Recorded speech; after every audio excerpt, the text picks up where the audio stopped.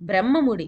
ఒకనాడు బ్రహ్మదేవుడు ముసలవాని రూపంతో గంగానది ఒడ్డున కూర్చొని ఆ గట్టున ఉండే దర్భపోచలు బీకి ముళ్ళు వేస్తున్నాడు. ఆ దోవనే పోతున్న ఒక బ్రాహ్మణ యువకుడు ముసలివాణ్ణి చూసి, ఇదేమిటి తాతయ్య గారు, మీరు చేస్తున్న పని చాలా చిత్రంగా కనపడుతున్నది.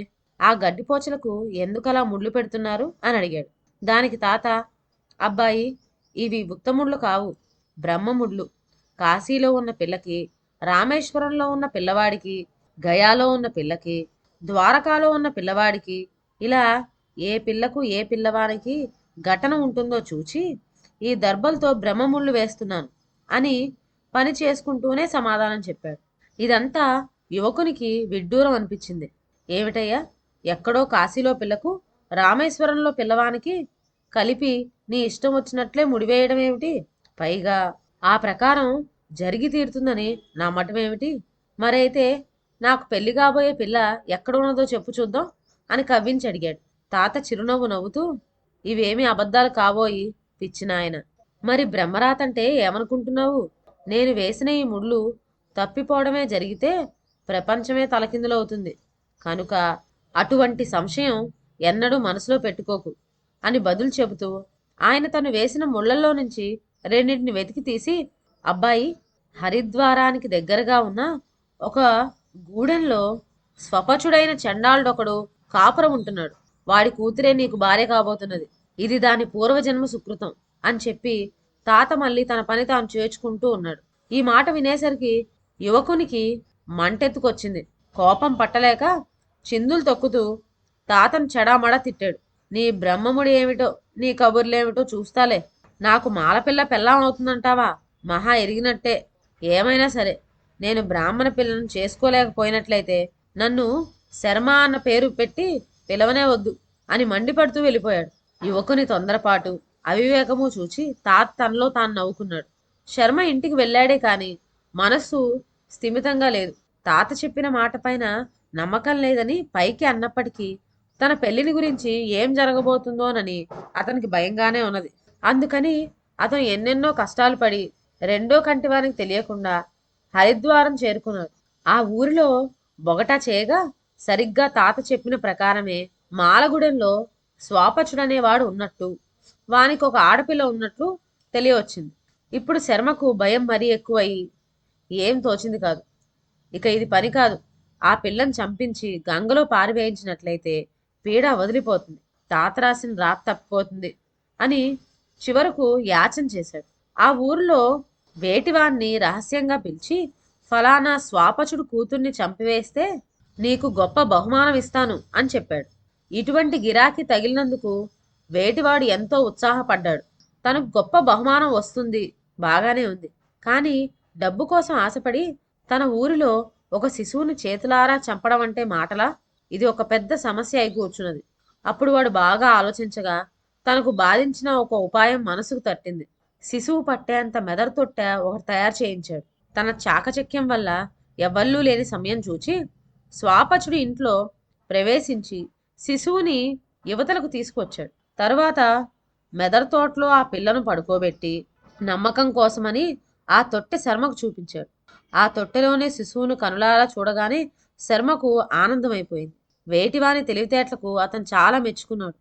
సరే అబ్బాయి, ఇంతవరకు నువ్వు చేసుకువచ్చిన పని బాగానే ఉంది. ఇక ముందు జరగవలసిన పనే కష్టసాధ్యమైంది. శిశువుతో ఉన్న ఆ తొట్టెను బ్రహ్మరుద్రుడికి కూడా తెలియకుండా నదిలో వదిలేసి రావాల్సిందే. ఇదిగో నీకోసం బహుమానం కనిపెట్టుకొని ఉన్నది అంటూ శర్మవాణ్ణి ప్రోత్సాహం చేశాడు. వాడు ఉరుకులు వేసుకుంటూ ఆ పిల్లని నదిలో వదిలేసి వచ్చి శర్మ వద్ద తన బహుమతి పుచ్చుకొని వెళ్ళిపోయాడు. అంతటితో శర్మ ఎంతో భారం వదిలినట్లు సంతోషించి ఇల్లు చేరుకొని అప్పటినుంచి నిశ్చింతగా ఉంటున్నాడు. శర్మను ఒక ఇంటివాణ్ణి చేయాలనే తాపత్రయంతో అతని తల్లిదండ్రులు సంబంధాల కోసం వెతకసాగారు. ఓ సంబంధం కుదిరింది కూడా. కానీ తీరా ముహూర్తం నిశ్చయించుకుందామనుకునేసరికి పిల్ల తల్లికి ప్రాణం మీదకి వచ్చింది. అంతటితో ఆ సంబంధం పోయింది. ఆ తర్వాత ఇంకొకరు పిల్లనిస్తామని వచ్చారు. అంతా స్థిరపరుచుకుని పిల్ల తండ్రి వాళ్ళ ఇంటికి చేరుకోగానే హఠాత్తుగా జ్వరం వచ్చి చచ్చిపోయాడు.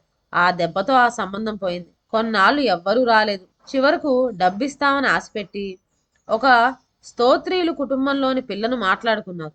కానీ విషపు తేలు కుట్టి ఆ అమ్మాయి పీటల మీదనే చనిపోయింది. అది మొదలుకొని శర్మకు సుడిగాడు అని పేరు పడిపోయింది. ఎన్ని ప్రయత్నాలు చేసినా ఒక్క సంబంధం కూడా రాకుండా పోయింది. అయ్యో, కుర్రవానికి అసలు కళ్యాణ యోగం లేదు కాబోలు అని అతని తల్లిదండ్రులకు బెంగ పట్టుకుంది. ఇదంతా చూచి శర్మకే విరక్తి కలిగింది. ఇలా ఉండగా ఒక రోజున శర్మ తల్లిదండ్రుల వద్ద సెలవు తీసుకొని దేశాంతరం బయలుదేరాడు. పోయి పోయి కొన్నాళ్ళకల్లా అతను కాశీపట్నం చేరుకున్నాడు. శర్మ కాశీలో దిగిన రోజున అక్కడ గొప్ప వర్షం కురిసి రాత్రి కన్ను మిన్ను కనపడిని చీకటి కమ్మేసింది. ఒళ్ళు బట్టలు తడిసిపోవడం చేత చలితో అతను ఒక పంచన చేరి నిలబడ్డాడు. ఇంతలో ఇంటెజమాని భోజనమయ్యి వాకిట్లోకి వచ్చేసరికి శర్మ కనపడ్డాడు. అతనెవరో వాకప్ చేసి ఫలానా అని తెలియగానే లోపలికి తీసుకువెళ్ళి మర్యాద చేసి సదుపాయంగా భోజనం ఏర్పాటు చేశాడు. ఇంటి యజమానికి ఒక కూతురున్నది. యుక్త వయసు వచ్చిన పిల్ల కావటం చేత ఆమె వివాహాన్ని గురించి అతను ఆత్రంతో ఉన్నాడు. ఇప్పుడు శర్మను చూడగానే కుర్రవాడు చక్కటివాడు, అన్ని విధాలా తగిన సంబంధం, ఇదేదో దైవికంగా తటస్థపడింది అని ఆయనకు తోచింది. క్రమంగా ప్రసంగంలో పిల్లవాని కుటుంబపు బొగటాలు, ఆస్తిపాస్తుల వివరాలు అన్నీ అడిగి తెలుసుకున్నాడు. ఆయన అనుకున్నట్టుగా దేనికదే సరిపోయింది. అప్పుడు తన ఉద్దేశం పిల్లవానితో చెప్పి అతని ఉద్దేశం చెప్పమన్నాడు. పెళ్ళైతే చాలని కనిపెట్టుకుని ఉన్న శర్మ తక్షణమే తన సమ్మతి తెలిపాడు. త్వరలోనే సుముహూర్తం పెట్టించారు. శర్మకు అవధానులు గారి అమ్మాయి అన్నపూర్ణకు శాస్త్రీయుతంగా వివాహం జరిగింది. వివాహం పూర్తి కాగానే నూతన దంపతులు పెద్దలకు నమస్కరించారు. తరువాత దేవుడి పీఠం వద్దకు వెళ్లారు. దేవుని పీఠానికి పక్కనే ఒక మెదర తొట్టె వేలాడుతూ ఉన్నది. అది కంటపడగానే శర్మకు గుండె గతుక్కుమన్నట్టయింది. నిజానికి శర్మకు తొట్టె మీదనే గాని పిల్ల మీద దృష్టి లేకపోయింది. ఆ తొట్టె ఏమిటండి మామగారు అని అతను ఆత్రంగా అడిగాడు. దానికి అవధానులు గారు, నాయనా శర్మ, ఆ తొట్టె సామాన్యమైంది కాదు, దేవీ ప్రసాదం. మాకు చిరకాలం సంతతి లేక అన్నపూర్ణాదేవికి మొక్కుకున్నాం. ఒకనాడు దేవి మీ అత్తగారి కల్లో కనపడి త్వరలోనే మీకొక ఆడ శిశువు లభిస్తుంది, ఆమెకి నా పేరు పెట్టి పెంచుకో అని చెప్పి అంతర్ధానం అయింది. మరికొద్ది రోజులకే నేను గంగలో స్నానం చేస్తూ ఉండగా ఈ తొట్టె నా దగ్గర కొట్టుకు వచ్చింది. మూత తీసి చూచే వరకు ఏడాది నిండిన పాపాయి అందులో ఉన్నది. ఇదంతా ఆ దేవి అనుగ్రహమే కదా అనుకొని వరప్రసాదంగా దొరికిన పాపాయికి దేవి పేరు పెట్టుకొని అల్లారు ముద్దుగా పెంచుకున్నాం. ఆ దేవి దయవల్లనే ఆ ప్రయత్నంగా నీవు మా ఇంటికి రావటం, మా అన్నపూర్ణను నీకిచ్చి ధన్యులం కావటం జరిగింది.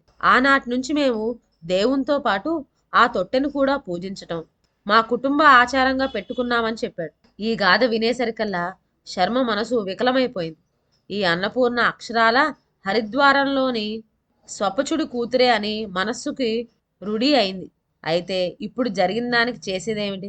శర్మ ఇక మామతో ఏమీ మాట్లాడలేదు. భార్య వంక కన్నెత్తి చూడలేదు.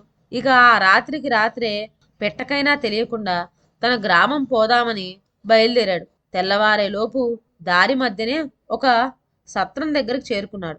అతనికి మనస్సులో ఆ వేదన వల్ల తీవ్రమైన జ్వరం వచ్చేసి సంధి కూడా పుట్టింది. దిక్కు మొక్కు లేకుండా పాపం శర్మ తీవ్రమైన జ్వరంతో ఆ సత్రంలోనే మిక్కిలి బాధపడుతూ ఉన్నాడు. బుద్ధి కుశలత గల అన్నపూర్ణ భర్త మనస్తత్వాన్ని మొదట్నే గ్రహించింది. అతనిలో కలిగిన మార్పు, వైరాగ్య భావం కూడా గుర్తించింది. అతనికి మనస్సులో ఏదో అపోహ కలగటమే ఈ విరక్తికి కారణమై ఉంటుందని నిశ్చయించి ఆ అపోహ అతని మనసులో నుంచి తొలగించి తీరాలని రుడిపరుచుకున్నది. ఆ రాత్రి ఆమె కూడా నిద్రపోలేదు. భర్త లేచి బయలుదేరేలోగానే అతనికి తెలియకుండా ఆమె వెంబడించింది. అతనితో పాటు ఆమె కూడా సత్రం చేరుకున్నది. సత్రంలో ప్రమాద స్థితిలో పడి ఉన్న శర్మకు రాత్రనక పగలనక సమస్తమైన ఉపచారాలు చేసింది. ఆమె చేతి చలవ వల్లే త్వరలోనే అతనికి నిమ్మలించింది. తనకు ఉపచారం చేసిన పిల్ల ఫలానా అనే సంగతి శర్మకు గుర్తులేదు. ఏమంటే మామగారి ఇంట్లో తొట్టె కంటపడినప్పటి నుంచి నిజానికి అతనికి మతిస్థిమితం లేకనే పోయిందని చెప్పవచ్చు. అయినా అన్నపూర్ణ అతనికి పద్యపానాలు అమర్చి పెట్టగా కొన్నాళ్లకు తేరుకొని శర్మ మళ్ళీ మన లోకంలో పడ్డాడు. ఆమె తనకు చేసిన సేవకు ఆశ్చర్యం కలిగింది. ఆమె తనను విడవకుండా పరిచారం చేయటం చూసి ఆమె పైన ప్రేమ, అనురాగం ఎక్కువైనాయి. ఇలాంటి పిల్ల తనకు భార్య కావటం నిజంగా అదృష్టం అని భావించి తన ఉద్దేశం ఆమెకు తెలిపాడు.